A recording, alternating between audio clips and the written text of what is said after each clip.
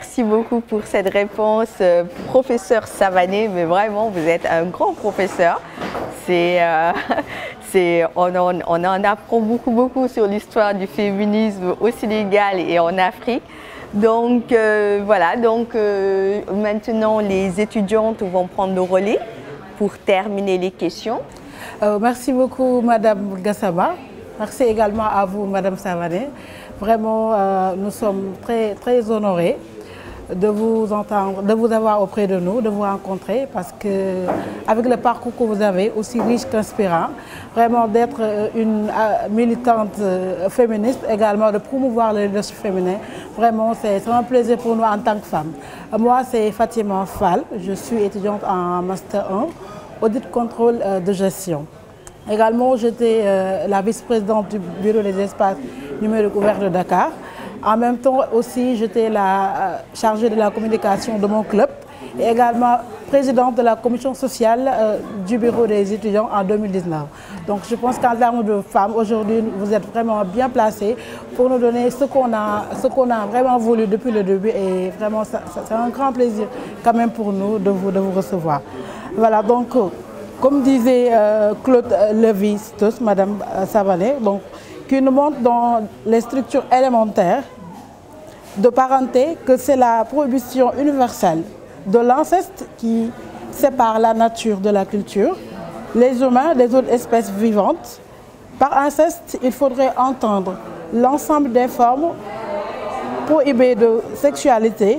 L'humanité s'est donc fondée en pacifiant la sexualité. Donc comment se fait-il qu'un pays qui compte autant de croyants que le Sénégal connaisse un taux, rappelez-nous les chiffres, aussi élevé de viol et d'inceste? Serait-il lié au fait que ces actes ne soient pas suffisamment traduits en justice, ou bien que le sort des femmes ait si peu d'importance aux yeux de la société qui pourtant semble prôner le contraire? Oui, je pense que les derniers événements sont une réponse très claire. C'est-à-dire si on regarde les cas de viol, les viols enregistrés par l'association des juristes par exemple, pour moi c'est pratiquement rien. Parce que si elles arrivent à enregistrer plus de 4000, moi je demeure persuadée, peut-être qu'il y a 10 fois plus. Pourquoi je dis ça? Parce que j'ai eu à connaître des cas dans des familles et personne n'en a jamais parlé. Si vous regardez dans tous les quartiers populeux où vous trouvez une famille, il y a peut-être 5, 6, 7 enfants, il y a des cousins, il y a des oncles et tout ça qui vivent. Et des fois, ils dorment dans les mêmes chambres. Les cas de viol sont beaucoup plus nombreux, mais comme dans les familles, on essaie de cacher ça, d'éviter, on ne réalise pas. Mais déjà, le fait qu'on ait recensé plus de 4000 et qu'en moyenne, il y en a 700 à peu près qui sont conditionnés quelque part, ça veut dire qu'il y a un problème social. Et quand il y a un problème social, il faut le prendre en charge. Or, on réalise que les vecteurs traditionnels parlent de tout sauf de ça. Le viol n'est pas considéré comme... Je parle des gens, hein. Le viol n'est pas considéré comme quelque chose d'anormal et pourtant, on est croyant, comme vous dites, on est très religieux. Mais est-ce qu'on a vu des chefs religieux s'élever contre le viol? Faire des manifestations comme ils font à l'heure actuelle contre les LGBT, qui sont une infime minorité. Or, le viol touche beaucoup de femmes. Allez, même dans les SICAP, c'est des classes moyennes inférieures. Mais il y a tout le temps des problèmes. Moi, personnellement, j'ai eu à rencontrer des gens, des jeunes filles, des petites filles. Donc, il faudrait que les femmes, les féministes en particulier, osent en faire un problème. Il faut en faire un problème. Et c'est vrai qu'aujourd'hui, il y a une loi qui l'a criminalisé. Mais depuis lors, on n'a pas entendu grand-chose. C'est comme si tout d'un coup, ça s'était arrêté. Ça ne s'est pas arrêté, ça continue. Mais c'est parce que les gens qui doivent s'occuper de ces questions sont eux-mêmes imbus de l'idéologie patriarcale, qui pensent, bon, alors, on peut s'arranger. S'il n'y a pas de grossesse, par exemple, c'est vrai que ça peut passer. Et on oublie complètement qu'on a détruit la vie d'une jeune fille qui peut-être qui était un Mozart assassiné. Parce que qu'on le veuille ou non, qu'est-ce qu'on fait de l'avenir de cette fille? Et je suis tellement choquée dans ce débat sur le viol, quand j'entends des femmes dire non, parce que la religion l'a interdit, l'État n'a qu'à créer des structures pour les prendre en charge. Mais qu'est-ce que ça veut dire? La fille est enceinte, vous la prenez en charge quoi? Ça veut dire que vous allez la mettre dans un centre spécialisé, ce qu'on sait n'existe pas. Elle va revenir dans sa famille, si c'est son père, si c'est son oncle, elle va revenir avec un enfant qui est de son père ou de son oncle, ou de son frère, ou de son cousin. Donc, la gravité est telle que je crois qu'au Sénégal, comme dans beaucoup de cas, on se voile la face. Ouais. Maintenant, je vois, bon, on n'ose plus rien dire. Et malheureusement, le cas de la Adji Sarr a créé encore une complexité dans l'affaire parce que la politique est venue se mêler là-dessus. Donc, on oublie le problème du viol et on a mis plus l'accent sur l'aspect politique. Et malheureusement, les tensions étaient telles que les femmes n'ont pas pu. Mais je crois que le viol est tellement important dans les luttes féministes parce que ça remet en question notre être profond. Parce qu'à partir du moment où on a été violé, pratiquement on a raté sa vie. Moi j'ai vu des cas, des gens qui ont raté leur vie parce qu'on peur des hommes, ne savent plus quoi faire et ont l'impression toujours qu'on les regarde. Alors c'est pour ça que je dis, notre société, je vais employer un terme fort, mais qui pour les gens qui comme, c'est une société fumiste. Le Sénégalais ne dit jamais, avec le masla qui joue, mais nous permet de couvrir les choses les pires qu'on vit dans notre société-là. Parce que je vois encore, je lisais dans la presse, je crois que c'était la semaine dernière, quelqu'un qui a violé une fille dans la maison, et puis on a voulu calfeutrer ça, il a fallu que la mère se révolte. Parce que des fois, je vois dans des familles polygames, la mère dit, si je dis ma fille, on va dire que je ne l'ai pas bien éduquée, donc ça me revient dessus, et ma coépouse va en profiter pour... Il y a tellement de complexité, parce que notre société n'a jamais voulu poser de plein pied les vrais problèmes de cette société, pour voir comment on va se moderniser, comment on va avancer. La modernisation, ça ne veut pas dire faire comme les Touaregs, mais ça veut dire à l'intérieur de nos cultures avancer. On connaît les droits des gens maintenant, il y a des règles qui existent sur le plan international, il y a la recherche qui a démontré beaucoup de choses. Il faudrait qu'on ose dans ce pays prendre les mesures qui s'adaptent avec toutes les conséquences. Les religieux qu'ils s'occupent du religieux, mais qu'ils osent aussi prendre de plein pied ces questions qui sont liées au viol, à l'inceste, qui se commettent dans leur propre maison. Et parfois dont eux, les religieux, sont l'auteur. Donc, ces questions sont difficiles parce que ça remet en question beaucoup de choses. Les gens ne sont pas prêts. Mais il me semble qu'un mouvement féministe qui va trouver les moyens de poser les problèmes, parce qu'il faut être aussi stratégique. On ne peut pas venir prendre les choses comme ça. On y arrivera. Déjà, le fait d'avoir criminalisé le viol, je pense que c'est déjà une première étape. Maintenant, comment les gens vont se porter partie civile, je vois qu'on a peur. J'ai proposé à certains groupes, je leur ai dit, mais même l'histoire de la fille là, a dit ça. Que ce soit bien fait, mal fait sur le plan politique, on s'en fout. Mais nous, les femmes, on devrait se porter partie civile.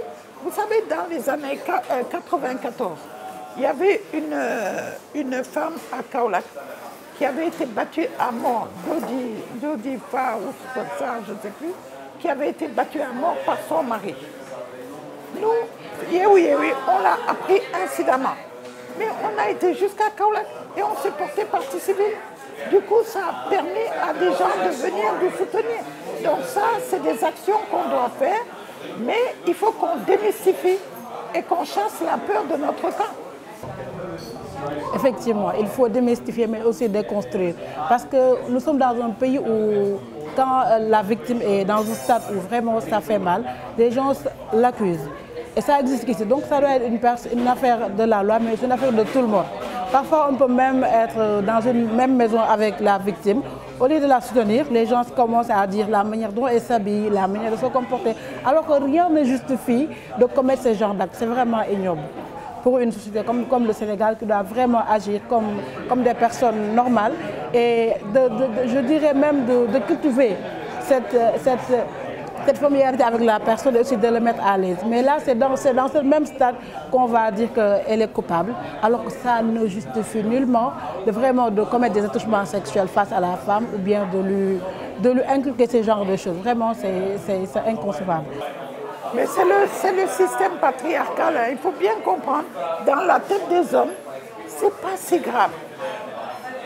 Franchement, quand vous discutez avec les hommes, bon, ils violent tout le temps beaucoup de leurs propres femmes. Dans les relations même à l'intérieur du couple, ils ont l'habitude, vous voyez, beaucoup d'hommes se fâchent parce qu'ils viennent à la maison, ils veulent avoir des relations sexuelles avec la femme, elle dit je suis fatiguée. Ils forcent. On trouve ça normal.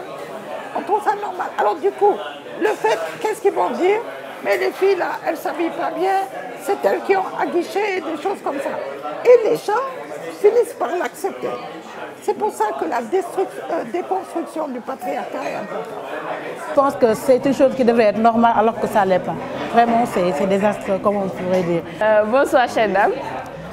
Nous vous disons vraiment merci beaucoup à toi, Madame Gassama, qui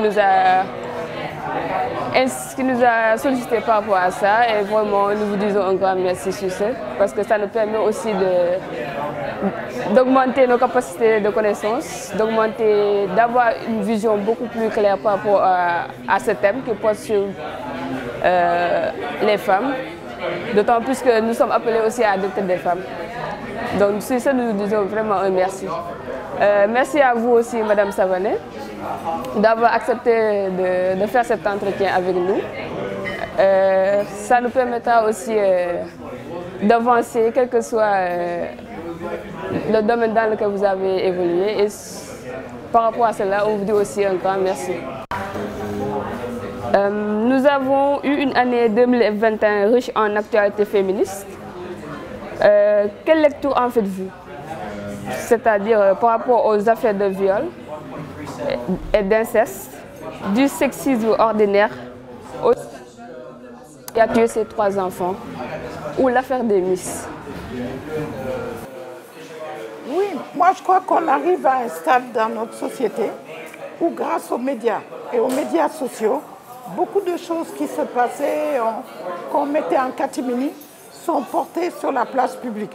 Parce que tout ce qu'on dit là, il n'y a rien de nouveau pour moi. Il n'y a rien de nouveau. Mais c'est porté sur la place publique. Et c'est porté à un moment où il y a une espèce de violence dans ce pays, une violence sociale qui se justifie en grande partie par une pauvreté exacerbée, qu'on le veuille ou non. Il devient de plus en plus difficile de vivre au Sénégal, mais surtout la jeunesse sénégalaise a l'impression, au bout de 20 ans, peut-être ces 20 dernières années, qu'on lui a promis beaucoup de choses qu'elle ne voit pas, mais par contre voit qu'il y a une catégorie sociale de gens qui s'enrichit, qui vit bien, etc. Donc ça a développé des frustrations. Je suis étonnée de voir le degré de frustration, comme on dit Tangohol. Tous les jeunes maintenant, ils disent voilà, ils sont là, ils ont de l'argent, ils font ci, ils font ça, nous on est là, on n'a rien. Parce qu'effectivement, la vie est difficile. En plus, on a un facteur conjoncturel, le Covid. Le Covid est venu, les gens sont trouvés enfermés. Et quand on est enfermé, on ressasse, on ressasse, on ressasse. Et bien sûr, on a des gens qui ont su profiter de cette situation sur le plan politique pour enflammer les esprits qui étaient déjà tendus, frustrés à l'intérieur et méchants. Et les problèmes, il y en a eu. Mais là où le problème existe, c'est la manière dont les gens ont réagi par rapport à ce problème. Est-ce qu'on pouvait imaginer que dans ce Sénégal d'aujourd'hui, avec tout ce qui s'est passé dans les conquêtes des femmes, etc., que les hommes allaient réagir de manière aussi primaire que ce qui a été là aujourd'hui, qu'on entend du n'importe quoi juste parce qu'il s'agit des femmes.